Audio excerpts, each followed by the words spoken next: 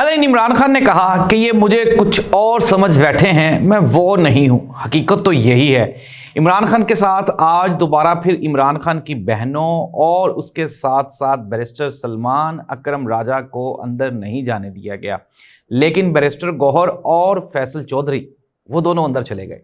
इमरान खान की बहनें इस वक्त कहाँ मौजूद हैं, हकीकत क्या है और फ्यूचर का प्लान क्या है, ये हम बताएंगे आपको आज के प्रोग्राम में। इसके साथ ही साथ जो speaker national assembly Ayyaz Sadiq साहब हैं, उन्होंने कहा कि पाकिस्तान तहरीक इंसाफ को अमरीकी वफद से मिलना चाहिए था और उनको इंसानी हकूक ये जो यहाँ पे बर्बाद हो रहे हैं उसके ऊपर उनको ब्रीफिंग देनी चाहिए थी। क्या अय्याज सादिक साहब ने वाकई इंसानी हकूक जो कि पामाल हो रहे हैं पाकिस्तान में, ये क्यों उन्होंने कह दिया? क्या मुस्लिम लीग नून भी पीटीआई के साथ खड़ी है?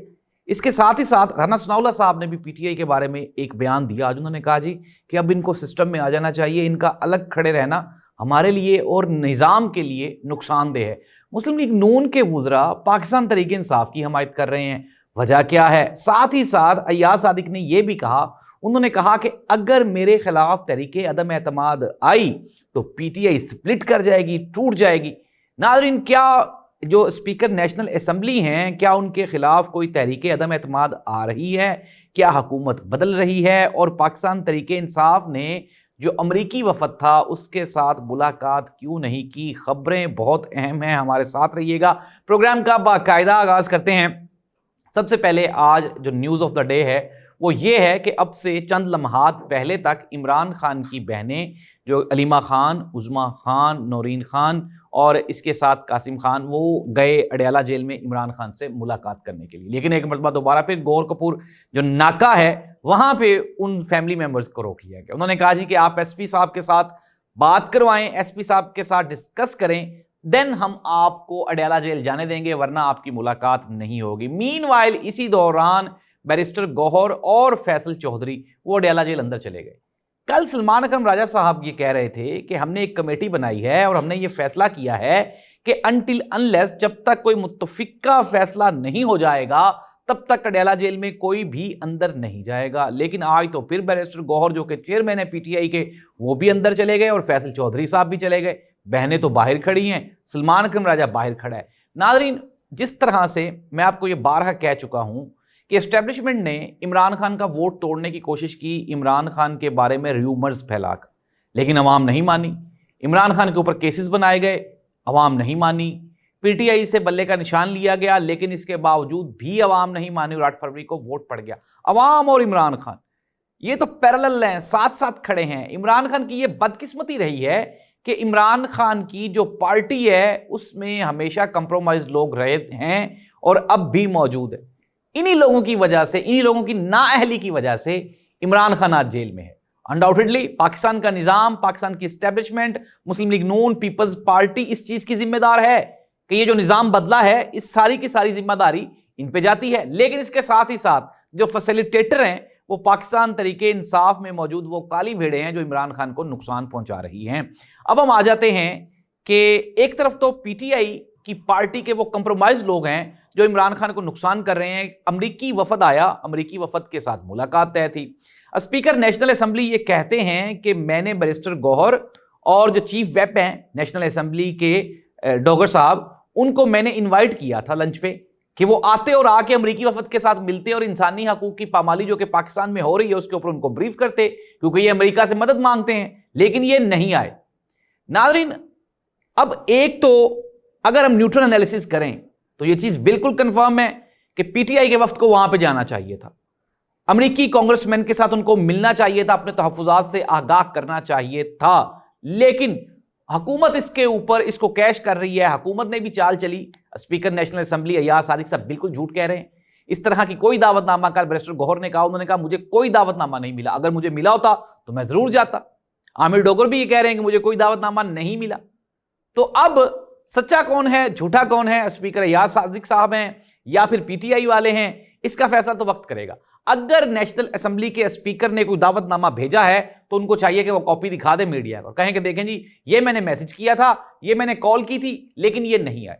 इट मींस दैट दाल में कहीं ना कहीं काला है। नाज़रीन, मुस्लिम लीग नून पाकिस्तान तहरीक इंसाफ को ना ही तो एस्टेब्लिशमेंट के करीब आने देगी نہ ہی انٹرنیشنل اسٹیبلشمنٹ کے قریب جانے دے گی.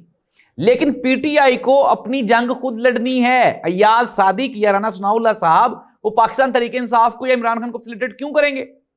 اب یہ تو پی ٹی آئی کو کوشش کرنی چاہیے تھی. امریکی وفد آیا, ان کے ساتھ وہ ملاقات کرتے, اپنے تحفظات ان کے سامنے رکھنے چاہیے تھے. آپ لاکھ کہہ لیں کہ جی وہ ارریلیونٹ لوگ تھے, وہ تو کچھ ٹریڈ کے سلسلے میں آئے تھے, وہ تو حکومت کو ملنے آئے تھے. بھائی آپ جائیں ان سے ملیں.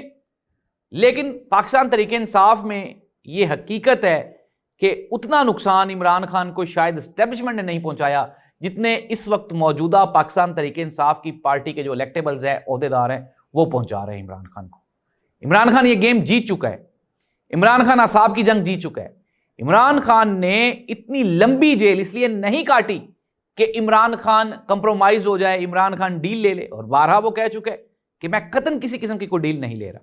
اور عمران خان نے یہ کہا, انہوں نے کہا کہ یہ مجھے کچھ اور سمجھ بیٹھے ہیں, میں کچھ اور ہوں. یہ تو بات بالکل درست ہے. ناظرین, ہونے کیا جا رہا ہے؟ اب ایاز صادق صاحب نے کہا کہ اگر میرے خلاف تحریک عدم اعتماد آتی ہے تو پی ٹی آئی سپلٹ ہو جائے گی, ٹوٹ جائے گی. رانا ثناء اللہ صاحب نے کہا کہ پی ٹی آئی کو چاہیے سیاسی دھارے میں آ جائے. ناظرین, ایک طرف تو حکومت کے سر پہ جو سندھ والی وہ جو نہریں ہیں اس کو لے کے پیپلز پارٹی کا جو ووٹر ہے وہ پیپلز پارٹی سے نالاں ہے. انڈاؤٹڈلی یہ چیز کنفرم ہے, ڈیڈ شیور ہے. آج کے دن تک پاکستان تحریک انصاف پاکستان پیپلز پارٹی اور پاکستان مسلم لیگ نون یہ ایک ہی پیج پر ہے. اسٹیبلشمنٹ کا ہاتھ ان کے اوپر ہے, یہ کہیں نہیں جا رہے. لیکن ووٹر اور سپورٹر, نون لیگ کا ووٹر تو ویسے ہی نہیں ہے پنجاب میں. پنجاب کی پارٹی تھی, آہستہ آہستہ ووٹر سپورٹ ختم ہو گئی. یہ ابھی جو 4-5 منسٹرز بنائے ہیں انہوں نے ریلیاں شیلیاں نکالی, بندہ ہی نہیں تھا اس میں. یہی وجہ ہے کہ مسلم لیگ نون پریشان ہے. وہ بڑے فیصلے اکیلے نہیں کر سکتے, مینڈیٹ نہیں ہے ان کا. اسی لیے رانا ثناء اللہ صاحب نے کہا کہ یہ بار بار جاتے ہیں اسٹیبلشمنٹ کی طرف جس سے جمہوریت کمزور ہوگی. ان کو چاہیے کہ یہ سیاسی قوتوں سے رابطہ کریں. لیکن ناظرین, سیاسی قوتیں کیا کر سکتی ہیں؟ آج عمران خان کی بہنوں کے ساتھ ملاقات نہیں کروائی جا رہی, سلمان اکرم راجہ باہر بیٹھے ہیں, پارٹی کے 2 لوگ اندر جاتے ہیں. یہ کس کی مرضی سے ہوتا؟ تو کیا وہ جو کرنل والی بات ہے کیا وہ سچ ہے؟ اٹ مینس دیٹ کہ سچ ہے. اس ملک میں آپ یہ کہہ لیں کہ جوڈیشل مارشلہ ہے. پاکستان مسلم لیگ نون کو بھی سرسری سی انفارمیشن ہے, سرسری سی ان کے پاس اتھارٹیز ہے جو وہ استعمال کرتے ہیں, اور اپنی قوتوں کو صرف کر کے وہ اپنے مستقبل کی جو بہتری ہے اس کے لیے وہ کوشاں ہیں. یہی وجہ ہے کہ وہ چلے گئے ہیں بیلاروس. ناظرین, بیلاروس ایک ایسا ملک ہے جو کہ یورپ اور رشیا کی سرحد پہ ہے, 3rd ورلڈ کنٹری ہے. وہاں پہ کہتے ہیں 1.5 لاکھ پاکستانیوں کو ایڈجسٹ کریں گے. اور اللہ کے بندوں, بیلاروس کے لوگ تو خود بھوکے مر رہے ہیں. وہاں پہ 1.5 لاکھ پاکستانیوں کو بھیج کے ان کو بھی بھوکا مارنا ہے, ان 1.5 لاکھ خاندانوں کے ساتھ آپ نے ظلم کرنا ہے. ناظرین, بیلاروس کی اکانومی کچھ بھی نہیں ہے. وہاں پہ ایک سب سے بڑی بات جو سوٹ کرتی ہے حکومت کو وہ یہ ہے کہ وہاں پہ بھی ڈکٹیٹرشپ ہے. یہ جو موصوف وہاں پہ بیلاروس کے جو صدر ہیں وہ 2021 کا موسٹ کرپٹ آدمی ہے. ایسے بندے کے ساتھ مسلم لیگ نون کا ریلیشن شپ قائم ہو جانا یہ کوئی اچنبے کی بات نہیں ہے. تو یہ تو ہے بیلاروس کی کہانی. پاکستان تحریک انصاف میں تقسیم ہے, یہ تقسیم عمران خان کے لیے نقصان دہ ہے. انٹل انلیس, جب تک یہ ایک پلیٹ فارم پہ اکٹھے نہیں ہو جاتے, اپنے آپسی مسائل کو حل نہیں کر لیتے, تب تک یہ مسائل حل نہیں ہوں گے. لیکن اس کے ساتھ ہی ساتھ حکومت جو ہے مسلم لیگ نون کے بس کی بات نہیں ہے.